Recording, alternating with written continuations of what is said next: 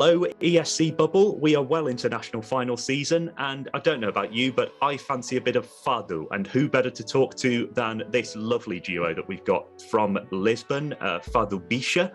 The song was released last Friday, wasn't it? About a week ago. How's it been? How's the process been? Well, to begin with, good afternoon and hello, Joe. Let me compliment you on your Portuguese accent. It's great to begin with. Thank you. Well, it's been a bit surprising to me how overwhelmingly positive the reactions have been. We were expecting more mixed reviews. I think they will come in due time. But even the intensity of the positive reactions has been surprising for people have been reacting very positively and in a very emotional way as well. It's going great, and I think people are enjoying it and being surprised as well, because it's a bit different from what we have been doing so far. So it's great. Yeah, I mean, we're all huge fans of the song, by the way, at Bubble. Before we move on, I just need to comment on the boots on the wall, because I've just been looking at them for this whole chat, and like, well, the other thing, the sort of the guitar strap, whatever that is, that you've got on the wall. Maybe this guitar, it's the one that we're gonna use on stage. Are we getting some spoilers? Yeah, it's the first time that we said it. Visual spoiler. Yes, it's a guitar. It's made by a oil can. Yes, and it's an electric guitar. It's traditional from the north of Portugal. Yes, from Miranda do Douro. How did Fado Bicha kind of become a thing? How did it come about? How did you two meet? Like, how did it happen? I started the project by myself. We didn't know each other. And I had lived abroad in Athens for a couple of years. And I was working there in an NGO. I had been doing theater for a long time as well while here in Portugal, but I had never sung in public, let's say, or even thought that that could be a possibility. And once I enrolled in a Fado school, and I started going to Fado houses, which is like the traditional place where people go and sing Fado and listen to Fado.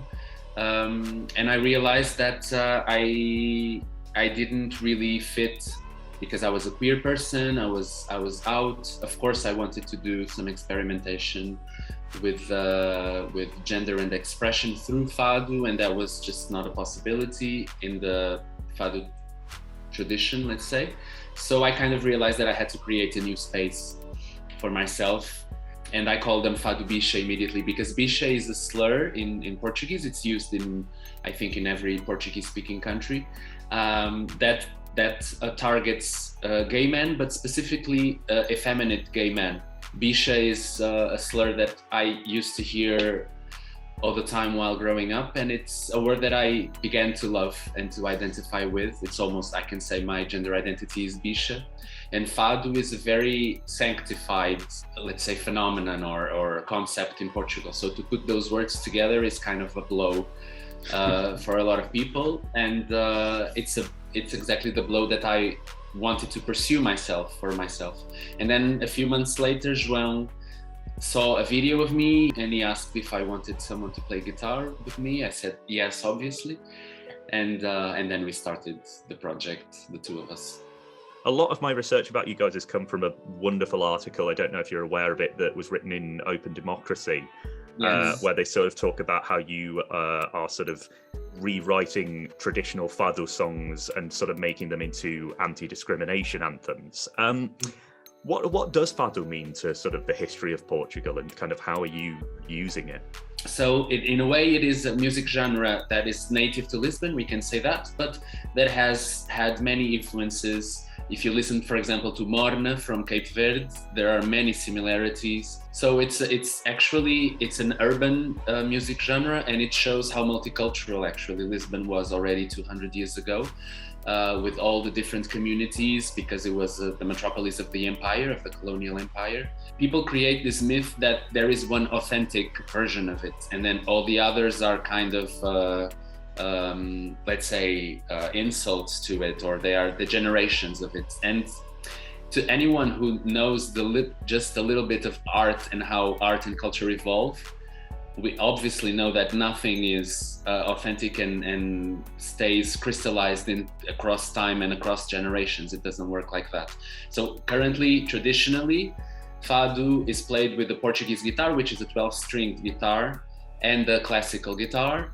But it has been played in the piano in the past. It has been danced. It has gone through many changes. And now you're using an oil can.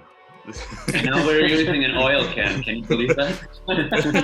The dictatorial regime understood that the subversive potential of Fado, so they managed to rapture it and turned Fado into a tool of normativization, of this narrative of the traditional family, of the glorification of poverty, of the colonial past. And I think we are still dealing with the scars of this impact in Fado.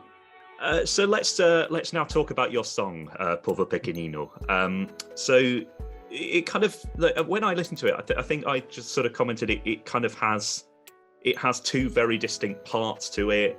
Do you want to talk us through it? What was the vision behind this song? The first part, it's really harmonic. It's really complex and more like I would say more intellectual or more not common, not pop, and just like intervention music from Portugal, this kind of sound and a difficult chord. And after change the key of the song and just play the popular songs, Portuguese popular songs from the north with two chords. So it's really simple. So it's this mix, and with the new arrangement, new instruments, with the noisy synth, with the drums, the craziness. So it's two completely different environments. And then the lyrics came before the music. The lyrics kind of translate our frustration with the fact that our culture has such a strong reference of freedom. We had the Carnation Revolution in 1974 that ended this dictatorial period that I was speaking before. But at the same time, we haven't really made this collective, reflective process of understanding what freedom really is and how freedom has to be a daily practice. People don't really understand what freedom is, and now we have a neo-fascist party, as has happened in other Western countries, and they are recycling anthems of the dictatorial regime. We translated it as Little Nation, of calling the nation little, and we are part of it, so we are part of that little nation. But at the same time, it's kind of a bridge, extending a bridge for dialogue and for reflection through provocation. Okay. And all this with this crazy summer festive Portugal village vibe. Your press officer, who is an absolute star, by the way, sent me a lovely little sort of paragraph about some of the meaning behind the lyrics, which I'm going to link to in the article, and also. And I'm going to put the lyrics in English as well, because I do think that there is just so much going on. It's really poetic. What does Eurovision mean to you, and what would it mean to represent your country at Eurovision? Well, we don't believe in borders, so no.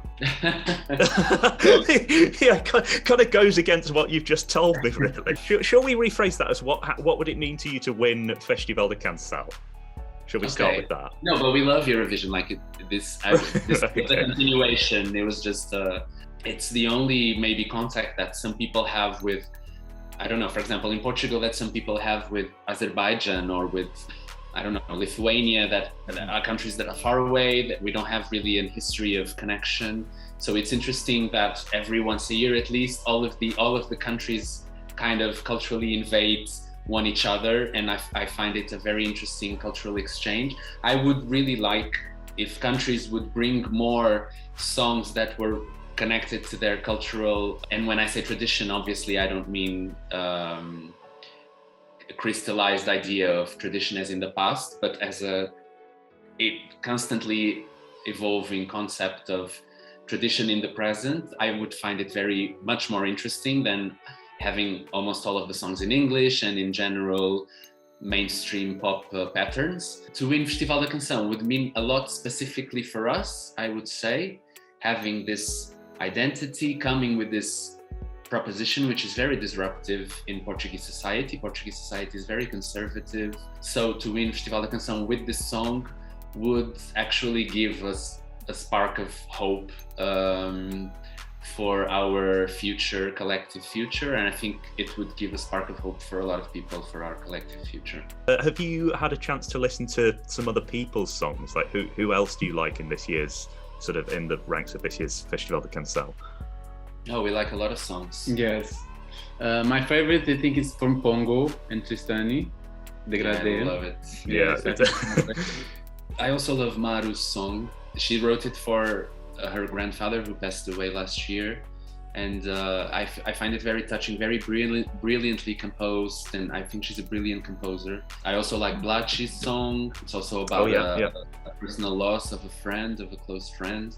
I find it very touching as well. I like Diana Castro's song as well. Which one? It's called Ginger Ale. Ginger Ale, yeah. Of course, I really like the composer. The composer of that song is Joana Espadinha, and she's one of my favorites. Oh yes, of course, yeah. Do check out their songs. Do check out the other 19 songs as well, because there are so many good ones this year.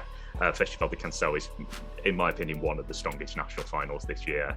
All the support to you guys. Best of luck for the show, and we'll see you around. Thank you so much for coming. Bye. Bye to everyone.